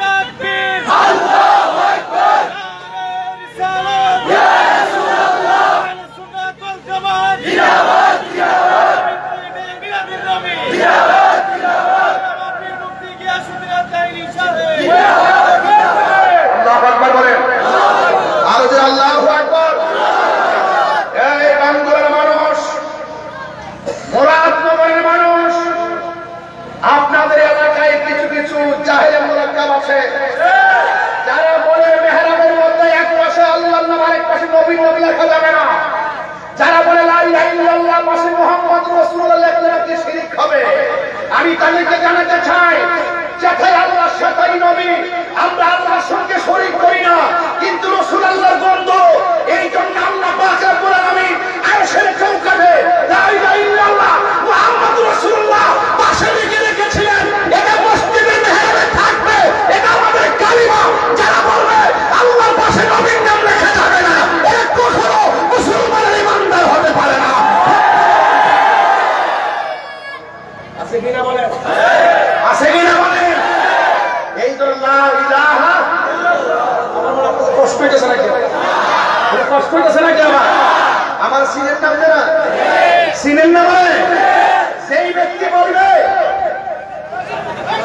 সেই ব্যক্তি বলবে লা ইলাহা মুহাম্মাদুর সাত পড়া যায় তা লেখা যায় এরা বলে কি আমরা বলে দুইটা এক কইরা লাই আমরা হাজার চেষ্টা করবে দুইটা কি এক হবে আল্লাহ তো আল্লাহ নবী নবী আমি শুরুতেই ওয়াজ করে গেছি আমি ভাঙ্গা বুঝাই গেছি আমরা আল্লাহ ছাড়া কাউকে সেজদা করি না একমাত্র সেজদা দেওয়ার মালিক কে আমরা মাজারে গিয়া আমরা সেজদা দেই না আমরা মাজারে গিয়া জিয়ারত করি জিয়ারত করা সুন্নাত আল্লাহর মাজার জিয়ারত করা সুন্নাত কবরস্থানে কবর জিয়ারত করা সুন্নাত আমরা মাজারে সেজদা দেই না সেজদা দেওয়ার মালিক একজন জবান খুলে বলেন তিনি কে আল্লাহ আজকে আমাদেরকে বলে তাহির থেকে আগে মজা পায় নামটা লইলে চলে যাবে মূলত মূল আগুনটা কি হয় মূল আগুনটাই কি তাহলে মাজার কি সেজদার জায়গাটা কি জিয়ারতের জায়গা যদি কোনো মাজারে সরাসরি বিরোধী কাজ হয় আমরা সবাই মিলে প্রতিহত করবো কোন বেলা যায় আব্বাটা ফুটে গেছে গা হিটার উপরে রাত করে মাজার কাছে রাখবে এটা কি ঠিক আছে হাদিস শরীফে আছে মাজার কথা নবীজি বলছে মৌলা আলী রাদিয়াল্লাহু আনহু ইহুদির কবরগুলো ভাঙতে পারবে না, ইহুদিদের মধ্যে যেগুলো উৎসর্গ আছে এগুলো ভাঙতো, কারণ এটা তারা বিভিন্ন ধরনের অপসংস্কৃতি লিপ্ত হয়ে গিয়েছিল। রাসূল তো আল্লাহর ওলিদের কবর ভাঙতে বলে নাই, কথা কোন ঠিক না বেঠি? এক জায়গার ওয়াজ আরেক জায়গায় লাগায় দেয়, এই সমাজের মধ্যে ফেস লাগায় দেয়। আর এই দেশে ইসলাম আনছে আল্লাহর ওলিরা, কার আনছে? আল্লাহর ওলিরা আনছে। এই জন্য আমরা সবাই আল্লাহর ওলিদেরকে ভালোবাসতে চাই কি চাই না? ওলিদের ব্যাপারে কোরআনে আয়াত আছে না নাই? যদি না থাকতো বলে একটা কথা ছিল, রাসূল বলছেন হাদিসে কুদসির মধ্যে আছে, মান আদালি ওলিয়ান ফাকাদ আযানতুহু বিল হারবে, যারা ওলি আল্লাহর সঙ্গে গাদ্দারি করবে, যারা ওলি আল্লাহর সঙ্গে বিয়াদবি করবে, স্বয়ং আল্লাহ তার বিরুদ্ধে যুদ্ধের ঘোষণা করেছে, কথা বলেন ঠিক কি? আমরা কিছু করতে হবে না, ওলি আল্লাহর বিরুদ্ধে যাইবা, দেখবা উত্তাসুত্তাসা হঠাৎ করে বইরা বেরিয়ে গেছে। সাবধান বলে দিলাম। তাহলে মাজার কি সেজদার জায়গা নাকি জিয়ারতের জায়গা? কদম বসি করা সুন্নতের রাসূল, কদম বসি করা সুন্নতের রাসূল। বাপ ও কবুল তুমি জমা দিও দে, হাতে এবং পায়ের মধ্যে চুমা দেওয়া জায়েজ আছে। পীর মাশায়েখকে, মা বাবাকে, উস্তাদকে, সম্মানিত ব্যক্তিকে চুমা দেওয়া জায়েজ আছে। রাসূল সাল্লাল্লাহু আলাইহি ওয়াসাল্লামকে চুমা দিয়েছেন, এইজন্য এই চুমা দেওয়া জায়েজ আছে। এইজন্য একটার ওয়াজ আরেকটা লাগাইবেন না। আপনারা মনে রাখবেন, যারা ওলি আল্লাহকে আল্লাহ মনে করে আপনারা ওলিকে সাজদা মাইরা দেয়, তাইলে মনে তারা মুশরিক হয়ে গেছে, কথা বল ঠিক না বেঠি? ওলি আল্লাহ আমরা আল্লাহকে সম্মান করি, আল্লাহ জানি না। নবীকে সম্মান করি, নবী জানি না। উস্তাদকে সম্মান করি, উস্তাদ জানি না। মাকে সম্মান করি, মা জানি না। পীরকে সম্মান করি, পীর জানি না। আমরা আল্লাহর সঙ্গে কাউকে তুলনা করি না। তাহলে আপনার সঙ্গে কি লেগে এইগুলো অপপ্রচার, এগুলো কি আমাদের প্রতি মিথ্যা অপবাদ, তুহমত। এজন্য আমি ভেরিফাইড পেজ থেকে আমি কিন্তু গত কিছুদিন আগেও কিন্তু আমি স্ট্যাটাস দিয়েছি যে মাজার জিয়ারত করা সুন্নাত, সাজদা দেওয়া হারাম, আল্লাহ ছাড়া কাউকে সাজদা করা যাবে না, কদম বসি করা সুন্নাত। জোরে বলেন সুবহানাল্লাহ। মাথা নোয়াইলে সাজদা হয় না বাবা, মাথা রাখতে হবে, হৃদয়ে ধারণ করতে হবে আমি কাকে কোনভাবে সম্মানটা করতেছি। মাথা তুললেও কিন্তু শিরক করেন যায়, মাথা উঠায়ও কিন্তু মুশরিক হয়ে যায়, আছে কিনা বলেন? আমি যদি এই মুহূর্তে আল্লাহর সঙ্গে মুখ দিয়ে কারোর সঙ্গে আল্লাহর সঙ্গে শরীক করি, তাহলে কি আমি মুশরিক হব না? তার মানে মজা না, মাথা নোয়ানোর সাথেই সম্পর্ক না, মাথা উঠায়ও শিরক করেন, শিরক হয়ে যায়, আছে না নাই বলেন? এই জন্য এই বিষয়গুলো যদি বুঝতে চান, এই কোরআনটা আপনাকে ধারণ করতে হবে। এই কোরআনের ভিতরে একটা শব্দের দুইটা অর্থ, একটা জাহিরি আর একটা বাতিনি, কথা বলেন ঠিক না বেঠি? এই জন্য আমার বাবারা, আমরা মুসলমান, এতে কোনো সন্দেহ। আল্লাহ বলছেন কষ্ট হইতেছে নাকি? আবার পোলাপানের খাওয়ান জমা আরো পরে আগে এলেমানা বাস করে। অনেকে তো বলে যে তাহিরি এসে ঘটনা করে না জানিত জায়গা, এজন্য আজকে জায়গা মতো ওয়াজটা ধরছি, জায়গা মতো ধরছি, আর মানুষকেও পাইছি একটা মনের মতো পাইছি, সব করি তখন যে সুন্নি নবীর পাগল, কথা বলছি এইগুলো ব্যাপার না আমার সমাজ উন্নত। ঠিক আছে, পালাদারের দরে বিক্রি করবো ইনশাআল্লাহ, কথা কোন ঠিক কিনা বলেন? তবে বলেন কোরআন পায়া খুশি না বেজা? তাহলে আল্লাহ বলছেন আমি আল্লাহর পক্ষ থেকে যদি বান্দারা ফজল পায় তারা যেন ঈদ পালন করে, আমি আল্লাহর পক্ষ থেকে তারা যদি, এরপরে আয়াতে বলছে ওয়া বি রাহমাতিহি, আমি আল্লাহর পক্ষ থেকে তারা যদি রহমত পায় তারা যেন আনন্দ করে। আনন্দের আরবি শব্দ কি? একটা বলেছে ওঠ না, সরাই বলেছে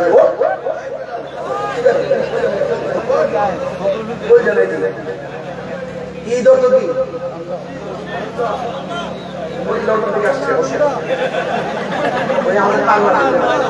ঈদ অর্থ কি? আনন্দের আগে কি? ঈদ খুশি, আনন্দের আগে কি? তো আল্লাহ বলছেন তোমরা যখন ফজল পাইবা, ওয়া বি রাহমাতিহি, এবং রহমত পাইবা, ফালইফরাহু, তোমরা আনন্দ করো। ইসলাম পায়া খুশি কি একদিন না প্রতিদিন? কোরআন পায়া খুশি কি একদিন না প্রতিদিন? এলেম পায়া খুশি কি একদিন না প্রতিদিন? রহমত পায়া খুশি কি একদিন না প্রতিদিন? এরকম নবীর শুভ আগমনের সুযোগ আরো ইরুবিল্লাহ হলে আমরা খুশি না, সারা জন্ম আমরা খুশি, কথা বলেন ঠিক না? আল্লাহর কথা নাকি আল্লাহর কথা? আল্লাহ বলছেন ওয়া বি রাহমাতিহি, তোমরা যদি আমি আল্লাহর রহমত পাও আনন্দ করো। আচ্ছা আমার নবী কি রহমত না গজব? ওয়া মা আসা আস্তে দিকে বাবা বলি শুনি লাইক করা হচ্ছে আন্দাজ পাইছে না কেন ওয়াজ করতেছে, এই আন্দাজ কত অনুবাদ করে বলেছে ফাইজান করো না। বেয়াদবি করবে, বেয়াদবি করবে, এটা মিলাদুল নবীর মাহফিল চলতেছে। ওয়াজটা শুরু করছি মিলাদুল নবীর গজল দিয়া, শুধু মুখে মুখে নবী কইলে চলতো না। 63 বছরের মধ্যে আমরা যা দিয়া গেছে তাও পালন করতে দিব। আমি ওয়াজটা লাস্টে ফিনিশিং দিয়া যাব, একবার বলছি কোরআনের উপর আলোচনা থাকবে ইনশাআল্লাহ। কোনা গেলে কষ্ট দিতে যাবে না, জেলাইগুলো সেরে মাফ করে দেন। এবার আসে নবী কি রহমত না গজব? আল্লাহ বলছেন ওয়ামা আরসালনাকা ইল্লা রাহমাতাল লিল আলামিন। আল্লাহ রাব্বুল আলামিন বলেন আমি আপনাকে গোটা পৃথিবীর জন্য রহমত বানায়া প্রেরণ করেছি। শুধুমাত্র তাই নয়, আল্লাহ রাব্বুল আলামিন নিজের ক্ষেত্রে নিজে বলে দিয়েছেন আলহামদুলিল্লাহি রাব্বিল আলামিন। আল্লাহ হলো রাব্বুল আলামিন আর আমার নবী হলো রাহমাতাল লিল আলামিন। আল্লাহ যতটুকু নিয়ার রব, আমার নবী হলো ততটুকু রহমত। আপনারা জবান খুলে রহমত বানাইছে কে? এই জন্য আল্লাহ বলছেন তোমরা রহমত পাইলে আনন্দ করো। এই জন্য আমরা খুশি উদযাপন করি। এই জন্য আমি ওয়াজের শুরুতে আপনাদের কাছ থেকে কিছু টাকা তুলছি মিলাদুন নবীর মাহফিলে। আল্লাহর হাবিবের প্রিয় সাহাবী হযরত আবু হুরায়রা রাদিয়াল্লাহু তাআলা আনহু বলেছেন মান আনফাকা দিরহামান আলা কিরাআতি মাউলিদিন নবী সাল্লাল্লাহু তাআলা আলাইহি ওয়াসাল্লাম কানা রাফিকি ফিল জান্নাহ। যেই ব্যক্তি মিলাদুন নবীর মাহফিলে আমাদের শাহিন সাহেব যতগুলো মাহফিল দিয়েছে আমি দেখেছি তিনি পান্ডেল টু পান্ডেল অনেক টাকা পয়সা দিয়ে দান করে থাকেন। এই জন্য যুবক ভাইরা এই মিলাদুন নবীর মাহফিলে দান করলে এত কাছাকাছি সিদ্দিক আকবর জায়গাটা পাইছে, নবীপুরে পাইছে, হ্যাঁ নবীপুরে পাইছে নাকি মহব্বতে পাইছে?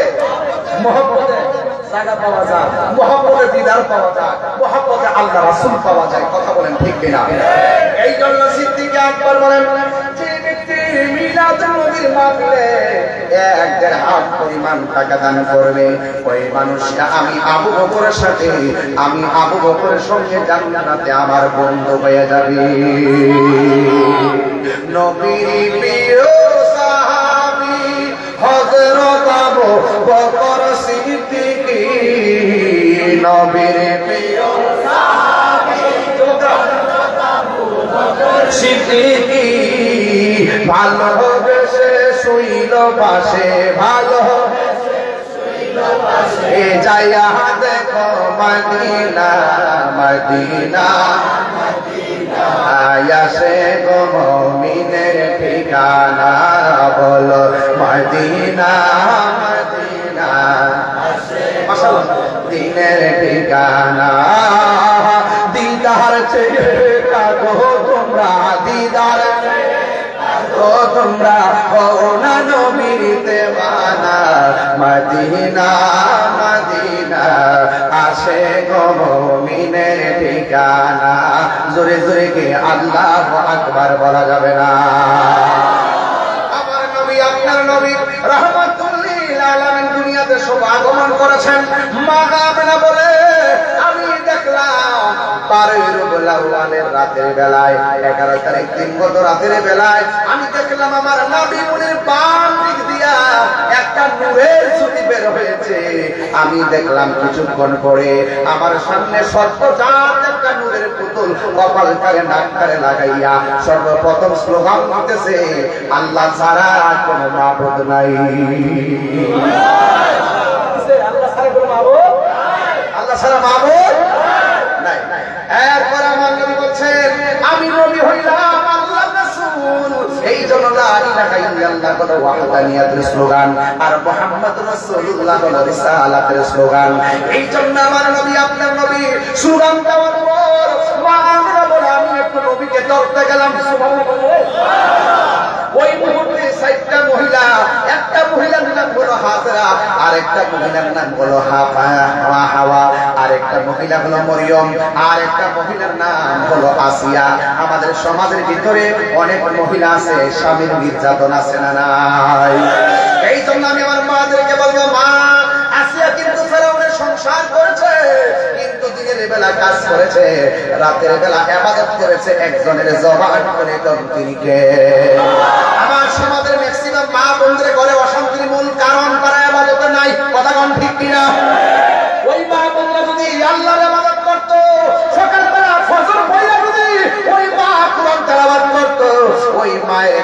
পেটের ভিতরে থেকে এমন একটা সন্তান আসতো, এই সন্তানটা বাইরে কুস্তাবির মতন আল্লাহর ওলি হয়ে জন্মগ্রহণ করতো। কথা বলেন ঠিক কিনা? এই জন্য আমার মা নিজে কোরআন পড়বেন, এই কোরআনের তাফসীর আপনার সন্তানের উপরে পড়বে। এই জন্য আসিয়া চারটা মহিলা আমার নবীকে ধরছেন আর আসমানের দিকে উড়াইয়া নিয়ে গেছেন। হযরতে আমিনা রাদিয়াল্লাহু তাআলা আনহা বলেন, আমি দেখলাম কিছুক্ষণ পর আল্লাহর হাবিবকে আমার ঘরের মধ্যে দিয়েছে, একটা দোলনার মধ্যে আমি শুয়াইলাম, কিন্তু আমি তাকায়া দেখলাম আল্লাহর হাবিবের দুইটা চোখের মধ্যে সুরমা লাগানো আছে।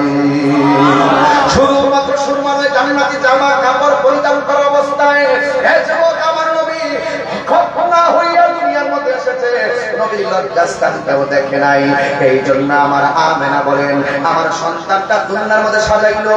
হযরতে আব্দুল্লাহ ইবনে আব্বাস রাদিয়াল্লাহু তাআলা আনহু বলেন, আমি তখন রাতের বেলা নবীকে দেখার জন্য গেলাম, সেই মাত্র আমি দেখার জন্য গেলাম রে আমার বাঙ্গরার বাবা, আমি যাইয়া দেখলাম নবী ওই কোরবান ওই যে দুলনা মুবারকটা আছে, এই দুলনা মুবারকটা বিনা বাতাসে লড়তেছে। মারহাবা কেন? বিনা বাতাসে দুলনা মুবারকটা লড়তেছে। আর আমি আসমানের দিকে তাকায়া দেখলাম শুধুমাত্র দুলনাই লড়ে না, আমার নবীর দুলনা যেই দিকে যায় আসমানের চাঁদ সেই দিকে যায়। হযরত ইবনে আব্বাস রাদিয়াল্লাহু তাআলা একদিন আমার নবীকে প্রশ্ন করেছেন, ইয়া রাসূলুল্লাহ, ইয়া হাবিবাল্লাহ, আপনাকে আমি ছোটবেলায় দেখেছি বিনা বাতাসে দুলনা লড়ছিল, আমি জানতে চাই দুলনা আমার বিনা বাতাসে লড়ে কেমনে? আমার নবী বলে, চাচা গো, ও চাচা, বিনা বাতাসে দোলনাটা লড়ে নাই। ওই দিন যে দোলনাটা লড়ছে দেখছেন, পৃথিবীর কোনো বাতাসে দোলনা লড়াই নাই, পৃথিবীর কোনো মানুষ দোলনাটা লড়াই নাই, তিনি দোলনাটা লড়াইছে, তিনি হলো হযরত জিবরাইল। আর আপনি দেখতেছেন আকাশের চাঁদ ও দোলনায় দুলতেছিল। আল্লাহ রাব্বুল আলামিন ওই দোলনার খেলার সময় পৃথিবীর কাউকে আমার আল্লাহ আমার খেলার সাথী বানাই নাই। আমার আল্লাহ রাব্বুল আলামিন আকাশের চাঁদকে খেলার সাথী বানায়া দিয়েছে। জোরে জোরে কি আল্লাহু আকবার বলা যাবে না? চিৎকার করে আল্লাহু আকবার। এ যুবক, আমার নবীর চেহারা এত সুন্দর, নবীর চেহারা মোবারক এত সুন্দর রে বাবা, নবীর চেহারা মোবারকের দিকে তাকালে মনে হয় যেন আকাশের চাঁদ হার মেনে গিয়েছে। এই জন্য আমার যুবক ভাইরা, কি দিয়ে ওয়াজ বুঝাবো? আল্লাহর হাবিব সাল্লাল্লাহু আলাইহি সাল্লামের স্ত্রী হযরতে আয়েশা সিদ্দিকা রাদিয়াল্লাহু তাআলা আনহাকে আমার নবী অনেক সাহাবীরা প্রশ্ন করলেন, এ আয়েশা, আপনি তো নবীর সঙ্গে ঘর সংসার করেছেন, আপনি একটু বলেন না নবীর চেহারাটা কেমন ছিল, আমার নবীর চরিত্রটা কেমন ছিল? আয়েশা সিদ্দিকাকে বলছে, আয়েশা, আপনি বলুন না আমার নবীর চরিত্রটা কেমন ছিল? আয়েশা সিদ্দিকা বলেন, গোটা কোরআন শরীফটাই আমার নবীর চরিত্র। কোরআনের মধ্যে যেমন কোনো কলঙ্কের দাগ নাই, আমার নবীর জীবনে কোনো কলঙ্কের দাগ নাই। শুধুমাত্র তাই নয়, আয়েশা সিদ্দিকা বলছেন, আয়েশা, নবী কেমন সুন্দর।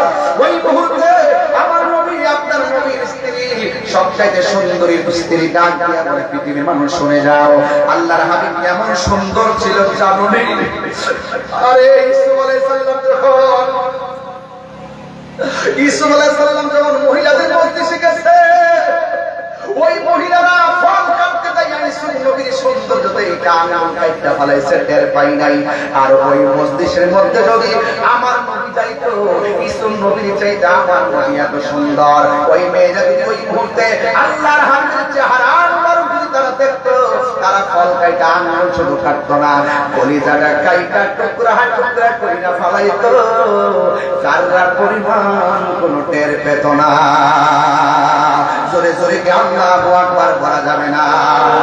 বিহি ক্বালা হাদাসানা আবু মুআইমিন ক্বালা হাদাসানা যুহাইর আন আবি ইসহাক ক্বালা সাআলা রাজুলুন বারা ইবনে আসিফ আকানা ওয়াজহু রাসূলিল্লাহি সাল্লাল্লাহু আলাইহি ওয়াসাল্লাম মিসলা সাইদ ক্বালা লা বাল মিসলাল কামার। হযরত বারা ইবনে আসিফ রাদিয়াল্লাহু তাআলা আনহুকে একজন প্রশ্ন করলেন, ইয়া রাসূল, ও বারা ইবনে আসিফ, আপনি তো নবীর কাছে দেখে চলেছেন, আপনি আমাকে বলুন না নবীর চেহারাটা কি? তলোয়ার যেমন চকচক করে, নবীর চেহারাটাকে এমন ভাবে চকচক করত।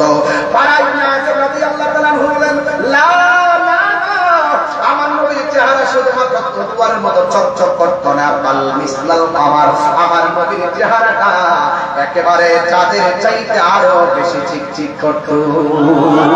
আর বড় করে বলবেন না সুবহানাল্লাহ।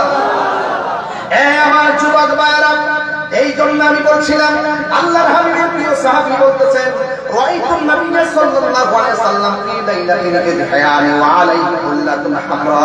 আমি একদিন রাসূল পাক সাল্লাল্লাহু আলাইহি ওয়াসাল্লামের কাছে গেলাম, আমি দেখলাম, আমি নবীকে দেখেছি, আমার নবী গায়ের মধ্যে একটা চাদর পরে বসে আছেন। শুধুমাত্র তাই নয়, ফাজালতু উনজুরু ইলাইহি, একবার আমি নবীর চেহারার দিকে তাকাইছি, ওয়া ইদাল কামার, দ্বিতীয়বার আমি আকাশের চাঁদের দিকে তাকাইছি। এরপরে তিনি বলতেছেন ফালাহুয়া আহসানু ফি আইনিল কামার মিনাল কামার। আমি একবার চাঁদের দিকে তাকাইছি, আরেকবার নবীর দিকে তাকাইছি। আমি তাকায়া দেখলাম আমার নবীর চেহারাটা চাঁদের চাইতে আরো সুন্দর। চিৎকার মেরে আল্লাহু আকবার বলা যাবে না। এই জন্য আমার নবী হলো নূর। জোরে বলুন সুবহানাল্লাহ। নবী কি? নবী হলো নূর। এই জন্য নবীর নূরের কোনো ছায়া ছিল, নবীর কোনো ছায়া ছিল না। নবী যেই দিক দিয়ে যাইতো সেই দিক দিয়ে গাছপালাগুলো নবীরে সালাম দিত, পাথরগুলো আমার নবীকে সালাম দিত। এই জন্য আমার নবী দুনিয়াতে নবী হইয়াই দুনিয়াতে এসেছিলেন বলে পাথর পর্যন্ত 11 বছরের কালেও আমার নবীরে সালাম দিয়েছে। জোরে কোন সুবহানাল্লাহ। পাথর হইয়া নবীকে চিনে, অনেক মানুষ আসছে আমার নবীকে চিনে না, আসে না নাই?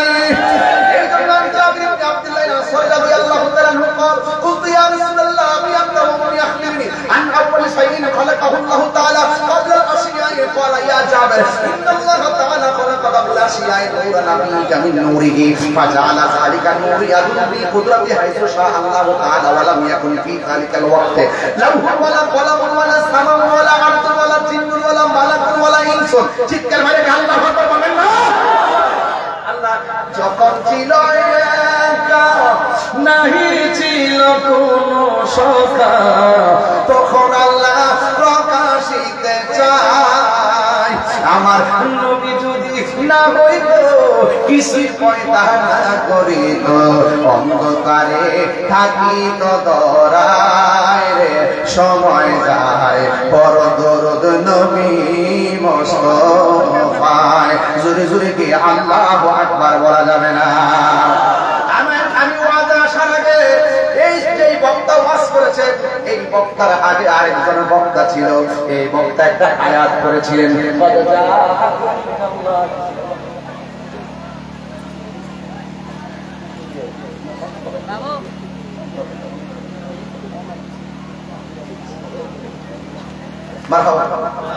যাক ভাইরা আমার, আপনার কষ্ট হচ্ছে?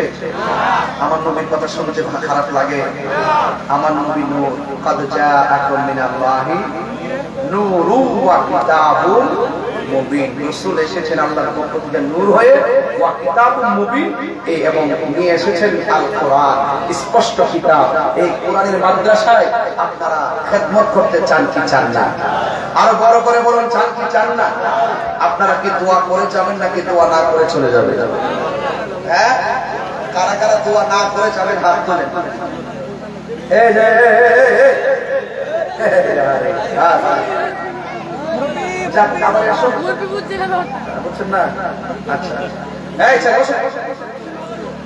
সবাই দোয়া করে যাবেন। আপনার কষ্ট হচ্ছে? কষ্ট হচ্ছে না তো? আমি ওদের মাঝখানটা মাহফিল কমিটিদের অনুরোধে এটাও একটা অংশ রাখতে হয়। ও আচ্ছা, সময় তো ধরতেছে, দেখা যায়। আপনারা যারা এসেছেন, আপনারা এই মাদ্রাসাটা, এই মাদ্রাসা কর্তৃপক্ষে একলা নাকি এলাকার সভা? এলাকার সভা। এই মাদ্রাসার প্রতি কিছু দৃষ্টি দিতে হবে। কারা কারা নগদ টাকা দিচ্ছিলেন হাত তোলেন। যার নগদ দিচ্ছিলেন হাত তোলেন। অনেক দিচ্ছে, যাক যারা নিয়ে আসেন না তারা ঠিক আছে। এই মাদ্রাসাটার জন্য একদম খুশি মনে, একদম খুশি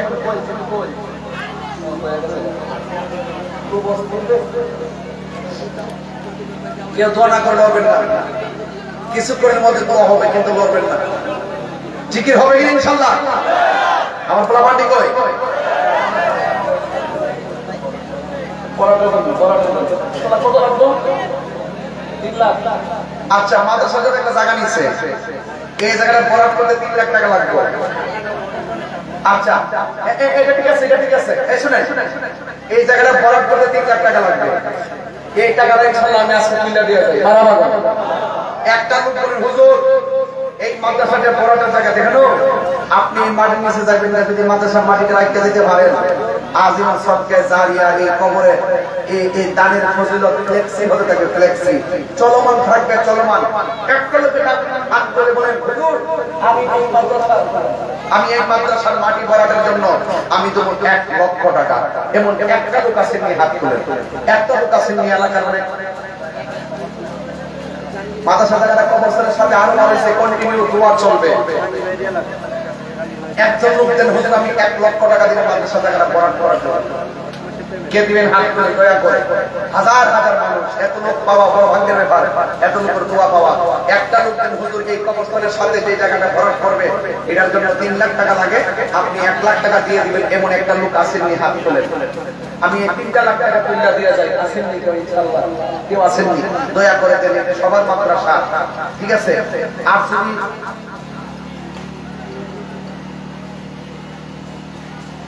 বাজার যায় নাও গেলে কিছু টাকা দিয়ে দেয়,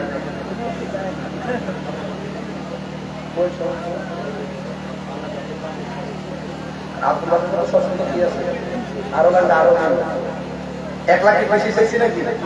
হ্যাঁ, 3 লাখ টাকা লাগে তো, এটা না তুললে গেলে তো আমার পুরা সব গেল। ঈদগাহ আছে, কবরস্থান আছে, মাশাআল্লাহ। একটা লোক দিয়ে হুজুর আমি 1 লাখ টাকা ডাক দিতে মনে মতন মিলাদুল নবীর মাস হয়ে গেছে, কিন্তু যে দান করবে ইনশাআল্লাহ কাজে লাগবে। আরে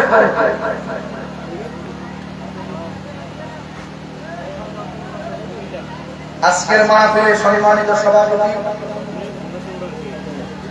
গাজী ফোম এন্ড ম্যাট্রেস লিমিটেডের সম্মানিত ব্যবস্থাপনা পরিচালক, বিশিষ্ট শিল্পপতি, দানবী, শিক্ষানুরাগী, দিন অনুরাগী, সমাজসেবক জনাব আলহাজ আব্দুল বাসির সরকার সাহেব দেবেন 1 লক্ষ টাকা।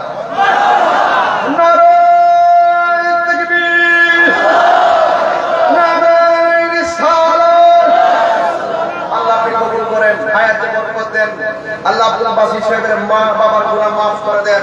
আল্লাহ সমাজের কল্যাণে বারবার আপনি কবুল করেন। আল্লাহ মেহেরবানি করে মাগফিরাত পৃথিবীর সবার ডান হাতে জান্নাতের টিকিট দিয়ে জোরে বলেন আমিন। এই দামে নাকি লড়বেন না, কিন্তু টাকা দিলে না দিলে না লড়বেন না, এটা ঠিক না, এটা ঠিক না, এটা ঠিক না। আজান ওগুলি ইনশাআল্লাহ একটা আপনারা যে চালাতে আরেকজন দেন হুজুর, আর কেউ আছে না? আমি একটু কমাই দেই, এখন একটু কমাই, 1 লাখ তো পাইছি, সভাপতি তো সভাপতি জায়গা থেকে মারছে। এবার একজন দেন হুজুর আমি তো 50,000 টাকা। 50,000 কে দিবেন হাত তোলেন? এই মাদ্রাসার ভরাটের জন্য কে দিবেন হাত তোলেন দয়া করে? 50,000। এই কালা, এই কালা, আরেকজন দেন হুজুর আমি 50,000 দিব। আরেক কে দিবেন? ইনশাআল্লাহ 50,000 টাকা। আল্লাহ আপনার দিলটা নরম করে দেবে। আর 2 লক্ষ টাকা লাগবে, এটা ব্যাপার না, ইনশাআল্লাহ তো সবাই মিলে দিলে এই কাজটা হয়ে যাবে ইনশাআল্লাহ। আমরা সামনে যে না এসে দেখতে পারি যে মাঠটা বড় হয়ে গেছে, ঠিক না? আর একজন 50,000 টাকা আল্লাহ আপনি সেই মানুষটা মিলাই দিলেন আমাদের জন্য। ওই যে একজন আর করছে, ও আমার কাছে কুড়ি দিবার লাগে, কি দেবে না ওর নেই কুড়ি দেওয়ার সময়। আর একজন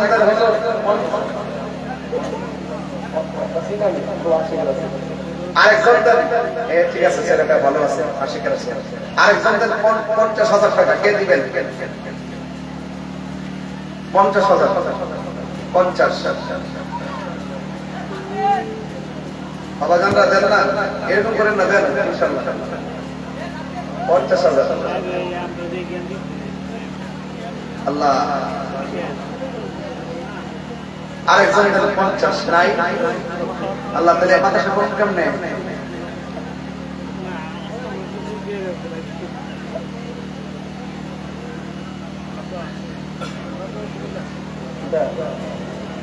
ওটা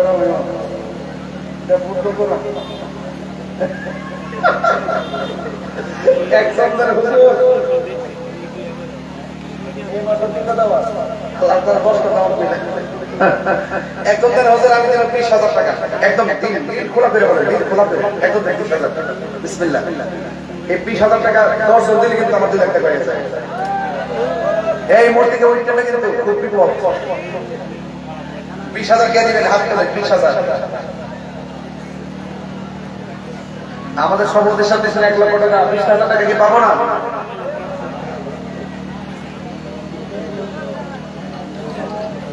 তুমি জীবন তুমি মরণ সবাই তুমি জীবন তুমি মরণ আধার ঘরে তুমি আপন তুমি জীবন তুমি মরণ আধার ঘরে তুমি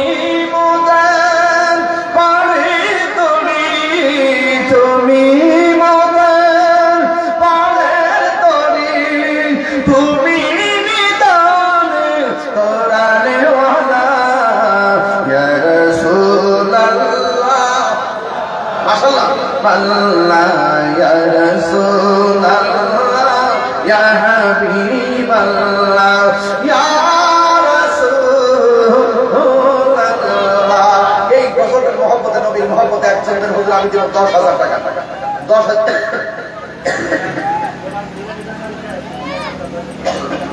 গোলাম জিলানী ব্যাপারী শেখ কোরিয়া গান্ধা গোলাম জিলানী শেখ নগদ দিলেন 10000 টাকা ধরে বলেন মারহাবা ওমান প্রবাসী আল্লাহ আপনি কবুল করেন হায়াতে বরকত দেন মা বাবার গুনাহ মাফ করেন বলে আমিন আরেকজন দেন 10000 টাকা কে দিবেন হাত তুলে জনাব সেলিম সিকদার শেখ পূর্বহাটি মোহাম্মদ সেলিম সিকদার শেখ দিলেন 10000 টাকা বলেন মারহাবা আল্লাহ আপনি কবুল করেন আমিন এই যে দেখেন এই সবাই টাকা দিবে না বিশেষ লোক যারা তৌফিক আছে তারাই দিবে 10000 কমাই দিয়েছে সবার মিলা দিয়ে আর কে পেন 10000 টাকা কোন তো অর্ধেক টাকা মিলা দিয়ে দিবে এটার কত হলো আর কে দিবেন 10000 টাকা আর কে দিবেন 10 আর একজন দেন 10000 টাকা ইনশাআল্লাহ উনি পেজের মালিক আর কে দিবেন 10 মাদ্রাসার জমির বরাটের জন্য 10000 টাকা আর কে দিবেন 10000 সেলিম সিকদার মারহাবা আর কে দিবেন 10000 আল্লাহ আপনি দিনটা নরম করে দেন মরহুমা আম্বিয়া খাতুন নামে দিয়েছেন এখানে গজলের বই আছে নবীর প্রেমে অনেক গজল আছে এটা 50 টাকা দিয়ে নিয়ে যাবেন ইনশাআল্লাহ আম্বিয়া খাতুন দিয়েছেন মরহুমা 5000 টাকা বলেন মারহাবা আল্লাহ আপনি কবুল করুন আম্বিয়া খাতুন নগদ দিয়েছে 5000 লেখেন আর কে দিবেন 5000 টাকা হাত তুলে